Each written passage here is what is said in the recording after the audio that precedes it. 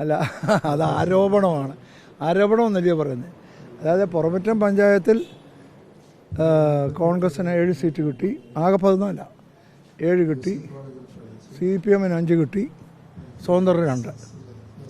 അപ്പോൾ സ്വതന്ത്രരെ കൂടെ ചേർത്ത് ഭരണം ഭരിക്കാൻ ഞങ്ങൾ തയ്യാറായിരുന്നു. പക്ഷേ അതിന് സ്വതന്ത്രർ ആവശ്യപ്പെട്ടത് ആദ്യ പ്രസിഡൻഷിപ്പ് ആദ്യം അവർക്ക് വേണമെന്നാണ്. അപ്പോൾ അതിനകത്ത് കോൺഗ്രസ് പാർട്ടിക്ക് സമ്മതിക്കാൻ പറ്റിയില്ല. കാരണം കോൺഗ്രസിന് 7 അംഗങ്ങളുണ്ട്. 7 അംഗങ്ങളുള്ളപ്പോൾ ഒരു സ്വതന്ത്രനെ പ്രസിഡന്റ് ആദ്യമാക്കാൻ പറ്റില്ല. പക്ഷെ ടേം കൊടുക്കാമെന്ന് പറഞ്ഞു. ടേം എന്ന് പറയുന്നത് അത് പാർട്ടി എടുത്ത നിലപാടാണ്. അവർക്ക് രണ്ടാമത് ടേം കൊടുക്കാം, 2-2.5 വർഷമോ സ്വതന്ത്രന് കൊടുക്കാം. പക്ഷെ 7 അംഗം കിട്ടിയ 7 പേരെ കിട്ടിയ കോൺഗ്രസ്സിന് മാറി നിന്ന് സ്വതന്ത്രനെ ആദ്യം പ്രസിഡൻ്റാക്കാൻ പറ്റില്ല എന്നുള്ള പാർട്ടി നിലപാട് എടുത്തതാണ്. ആ പാർട്ടി നിലപാടാണ്. അപ്പോഴത് ഞങ്ങൾ ആ നിലപാടെടുത്തു. അത് സ്വതന്ത്രർക്ക് അവർക്ക് അതിന് സമ്മതമില്ല, അവർക്ക് ആദ്യം വേണം. അതുകൊണ്ട് അവർ ഇടതുപക്ഷത്തോട് ചേർന്നു. അതിപ്പോൾ അവരുടെ നിലപാട്. അത് അവരുടെ അഭിപ്രായം. നമ്മുടെ പാർട്ടിയുടെ നിലപാട് വ്യക്തമായി കോൺഗ്രസ് പറഞ്ഞു. ആദ്യത്തെ പ്രസിഡൻഷിപ്പ് കൊടുത്തിട്ട് ഭരണം വേണ്ട എന്നുള്ളതാണ്. അതേസമയത്ത് രണ്ടാമത് അവർ ടേമിൽ ഇരിക്കാൻ തയ്യാറായിരുന്നെങ്കിൽ ഞങ്ങളത് അവരെ അറിയിച്ചിട്ടുണ്ട്. അതെല്ലാം വ്യക്തമായി അറിയിച്ചിട്ടുണ്ട്. അതാണ് അതിനകത്ത്. അത് എൻ്റെ നിലപാടല്ല, പാർട്ടി നിലപാടാണ്.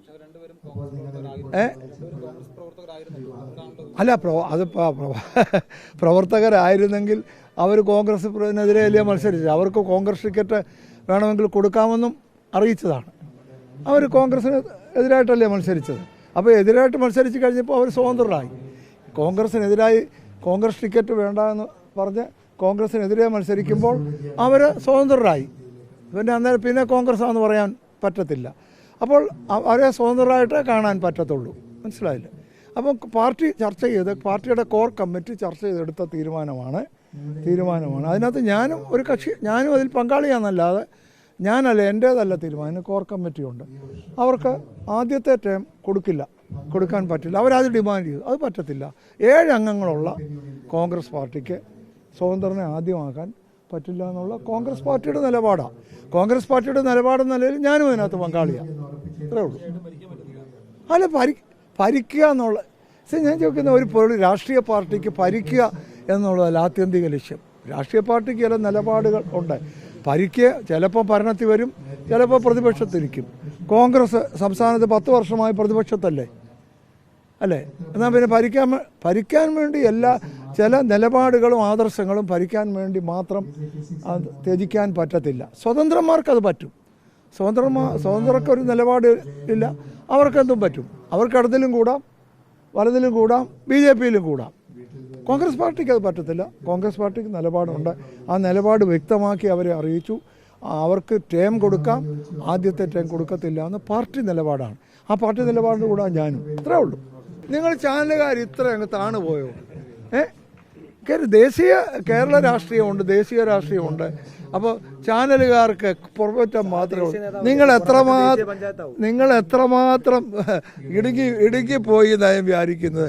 പക്ഷേ ഇതില്ലേ, തെരഞ്ഞെടുപ്പ് എന്ന് പറഞ്ഞാൽ വിജയിക്കും തോൽക്കും ഉണ്ടല്ലോ. വിജയിച്ചാലും തോറ്റാലും രാഷ്ട്രീയ പാർട്ടി അവിടെ നിലപാടുകൾ നിൽക്കണം. നമുക്ക് കേരളത്തിൽ ഇപ്പോൾ 10 വർഷമായ ഭരണമില്ല. അതുകൊണ്ട് കോൺഗ്രസ് പാർട്ടി ഇല്ലാതായോ കോൺഗ്രസ് പാർട്ടിയുടെ നിലപാടോ മാറ്റത്തില്ല. നമ്മൾ ഇനിയും ശ്രമിക്കും, അത്രേ ഉള്ളൂ. വേറെ സംസ്ഥാന രാഷ്ട്രീയമൊന്നും ചോദിക്കാനില്ലല്ലോ.